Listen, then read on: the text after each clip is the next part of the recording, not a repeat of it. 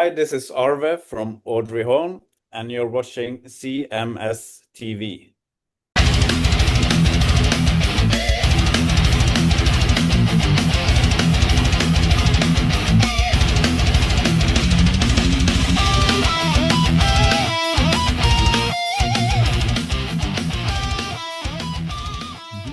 It is Chris Aiken Presents, and I, of course, am Chris Aiken. And today on the show, one of my favorite bands that damn near nobody else here that I know knows. And it drives me crazy because they have been around for a good while now. This is album number 8, I believe.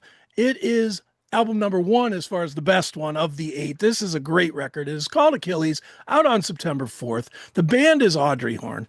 And here to talk all about it is the man himself. It's Arve. How are you, man? I'm good. Great. How are you? I'm good, man. It is great to talk to you. And I'm going to tell, before we even start the interview thing, I am going to tell you straight up. This is no bullshit, no being nice because I'm talking to you. I have listened to Goddamn Beautiful 900 times already. I can't stop listening to it. Here in the States, we have a thing that we'll call a song if it's really hooked, like if it gets in your head, we'll call it like a bubblegum song. Not because it's like pop, but because like you remember when you were in like grade school or whatever, you get a little bit of gum in your hair and it just sticks and you can't get it out. That's what this song is. It's just I'm telling you, I've been walking around for 2 weeks going, this is so goddamn beautiful. Like it's such a good song, man. Which Thank we you. will get to that, but let's start. What Let's did you call it? Bubblegum song? No, bubblegum song, yeah. bubblegum song. Bec- Yeah, we use another expression. I know what you mean. We just call it songs that get stuck in your brain, kind of yeah, same in thing. Norwegian. Yeah, same thing. It's I don't know, it's finding that hook. I know that's what you guys are always looking for, is that hook that brings people in. You found it with that song, man. It is so hooky, man. It's so good. But as is the whole record. I don't want to just focus on the one song. I will say, starting off, and this is probably a great place to start, Achilles to me feels quite a bit different than some of your other stuff. It's I don't know, maybe a little not quite as hard. Not that you guys were ever like this hard, super hard band, but it's not quite as hard, and it's I don't know. It feels radio ready. Like there's 4 or 5 songs on here that easily could go to radio.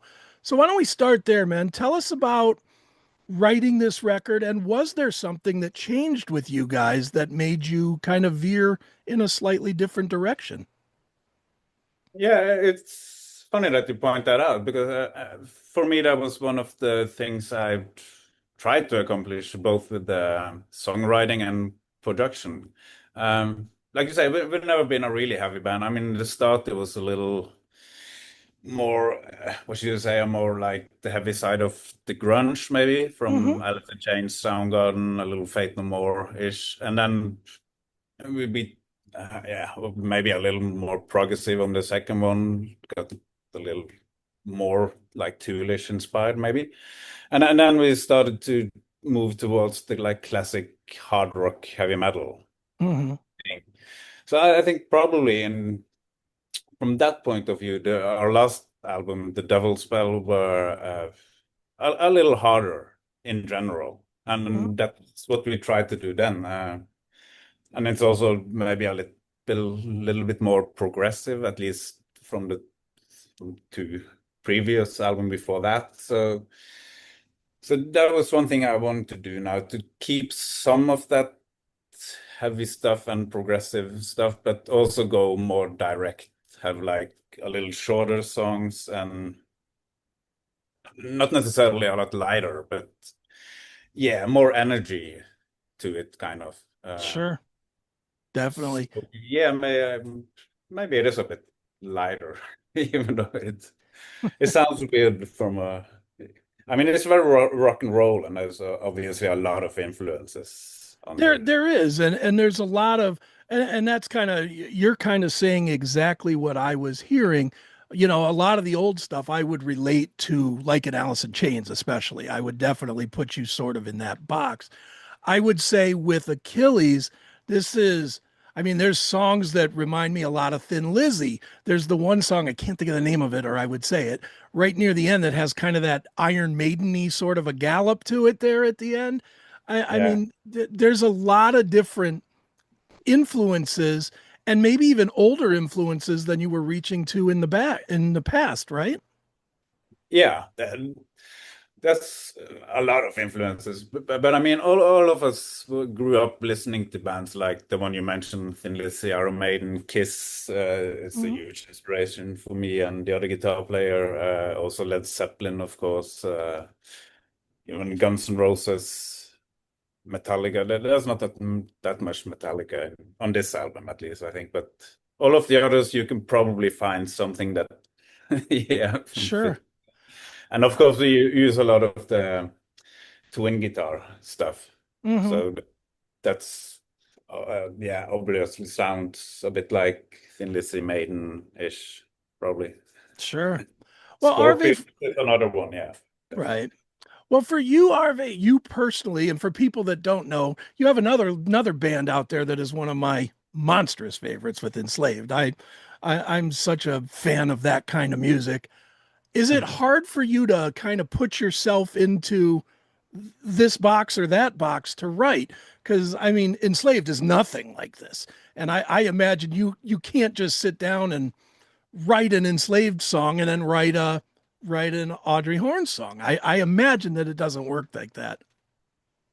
No, first of all, in Enslaved, it's mostly Eva, the other guitar player, who writes Okay. most of the stuff. So I do more melodies and lead parts and that kind of stuff. But but yeah, I've always been used to playing a lot of different music. I also have some other bands that are not that big and not tour that much, but yeah, release albums and. Mhm. But I mean, I've always enjoyed different kinds of music. I'm also a lot inspired by prog music, like King Crimson, Pink Floyd, Rush, those kinds of band. Yes, Tool. So yeah, and since I was started with music, I've always played and listened to a lot of different music. So it's kind of natural. I think if I was only to play one kind of music for the rest of my life, I would be bored, I Right. guess. Sure. So so so I really like that. And when I write, sometimes I think, okay, now I'm gonna write for Audrey Horne, but a lot of the times I just sit down and write something and then yeah, figure out later where to put it. So we had some things that I've tried with Tushi, the singer in Audrey Horne, and I send him like a song or maybe a couple of riffs and say, okay, can you try to put some vocal on this? I think it's pretty far out for Audrey Horne, but maybe. Hmm. Oh, it's interesting. Then you put on some vocals and suddenly it starts to sound like Audrey Horne. I'm like, this can actually work. So, It is Audrey Horne your band where you can experiment a little bit more? um, both yes and no.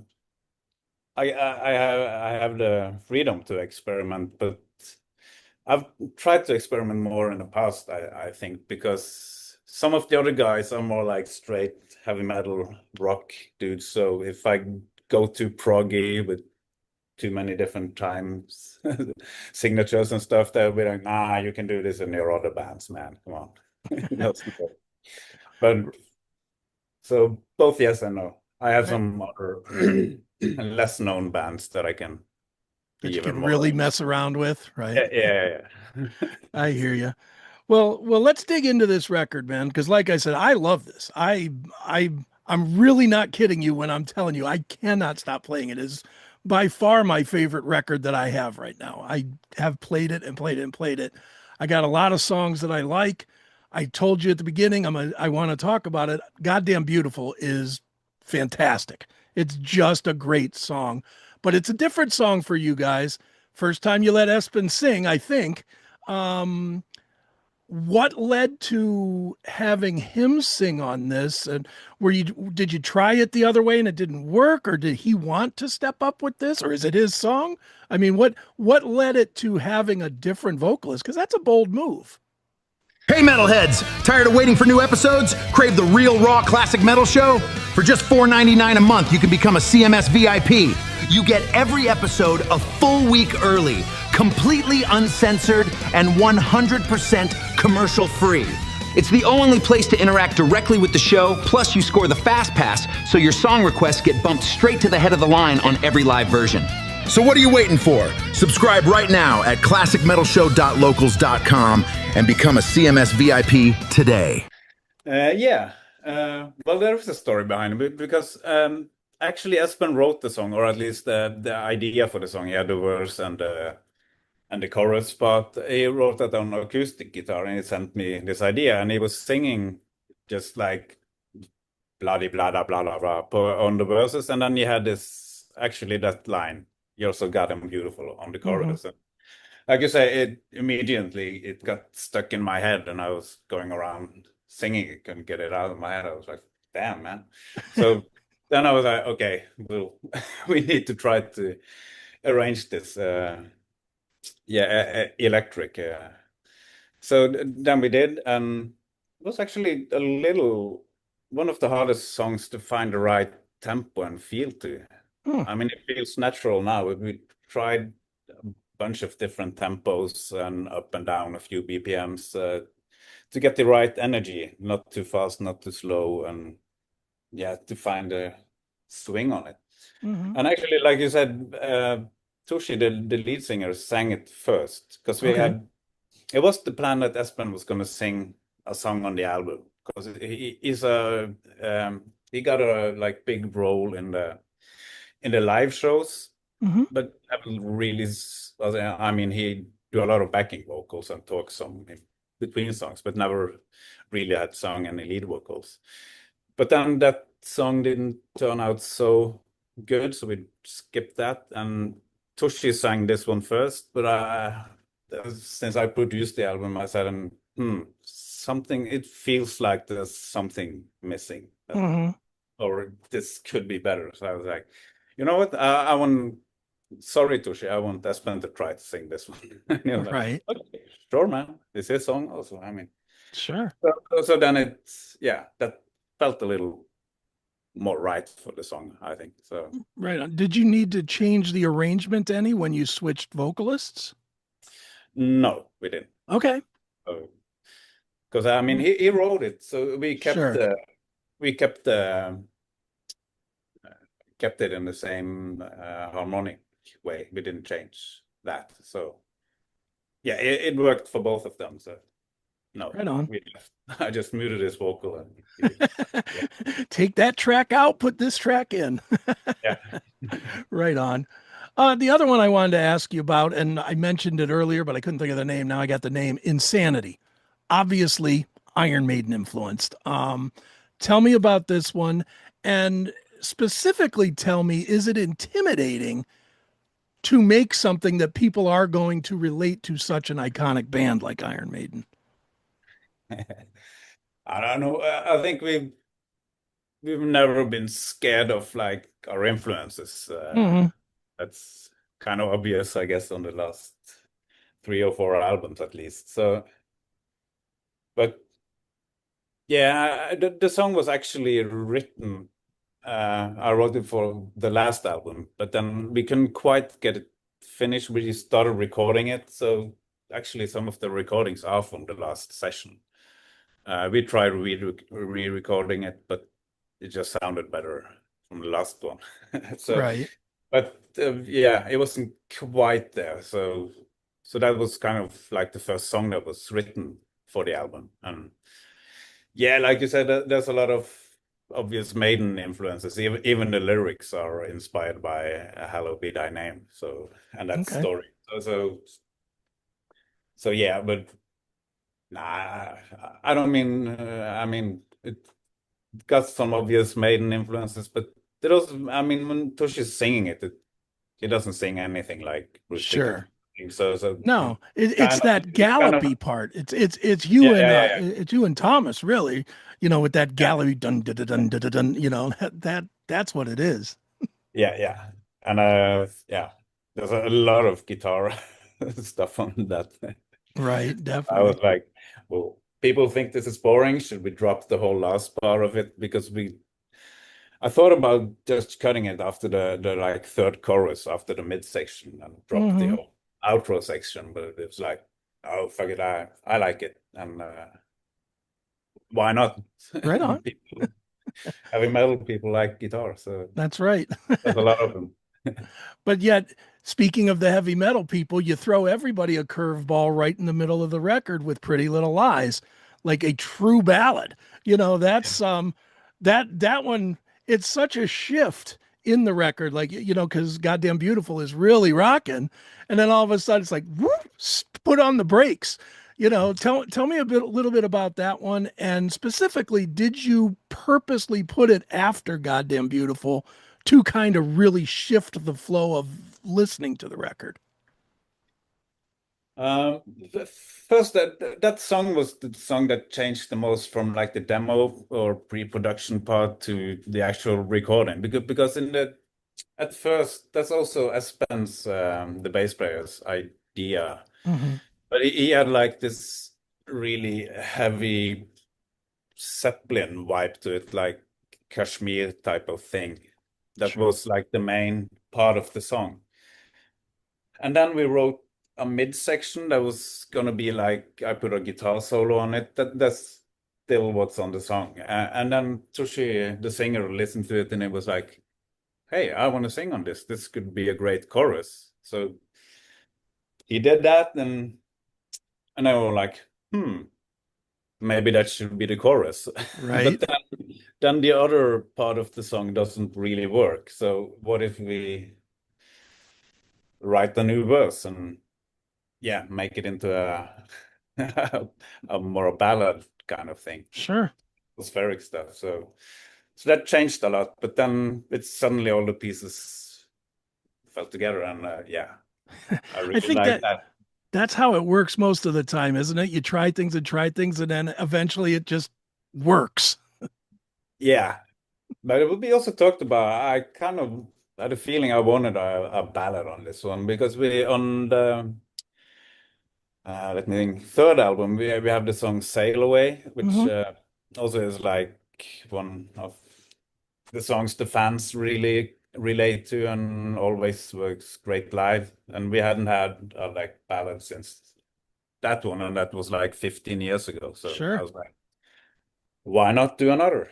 Right. No, Also, definitely. we love the old Aerosmith and Scorpions thing. This is obviously in that category somewhere.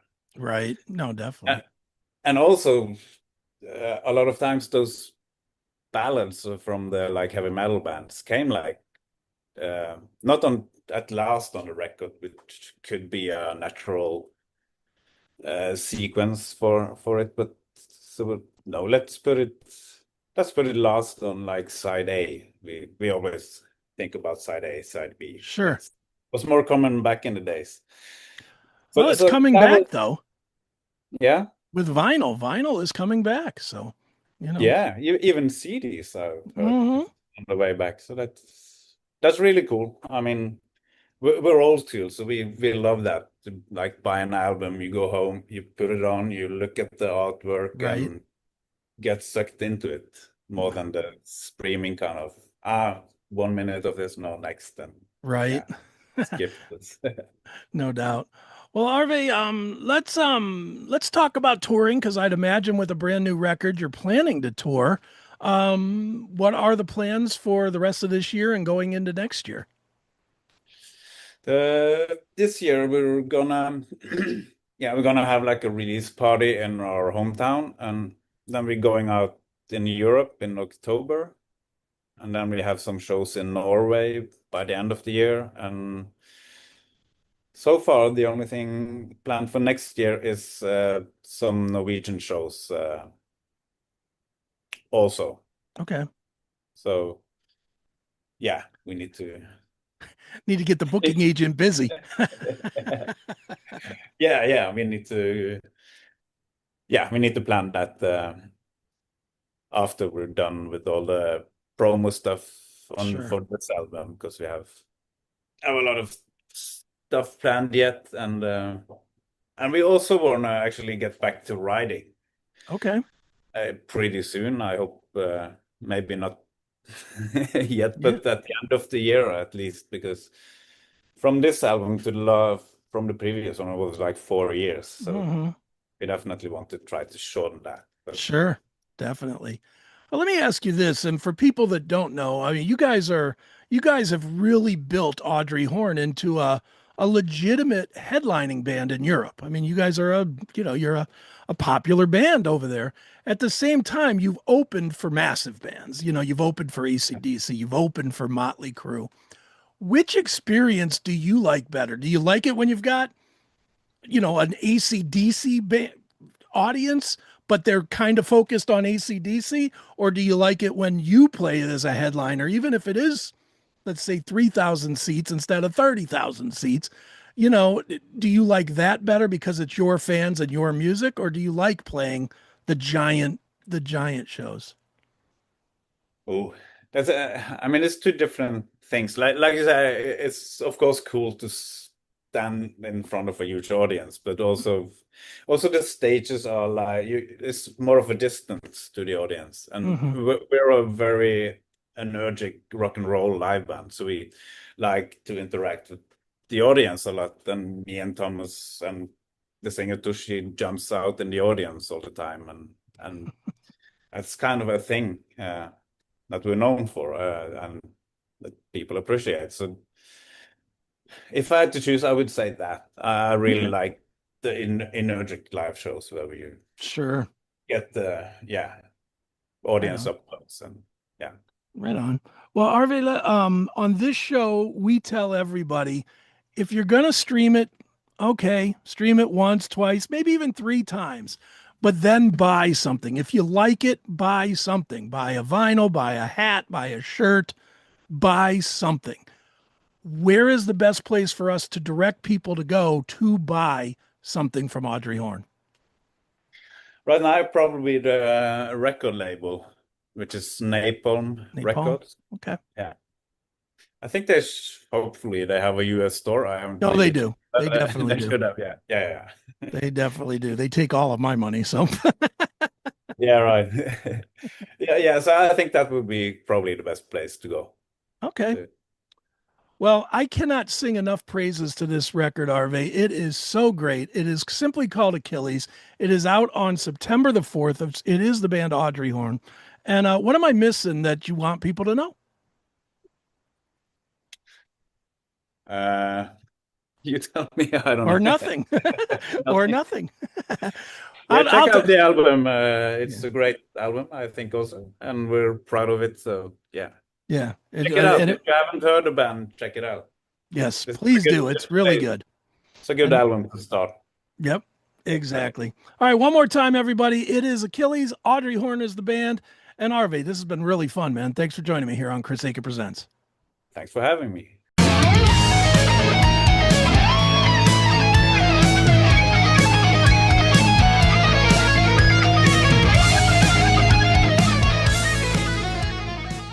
New York's heavy metal titans are back!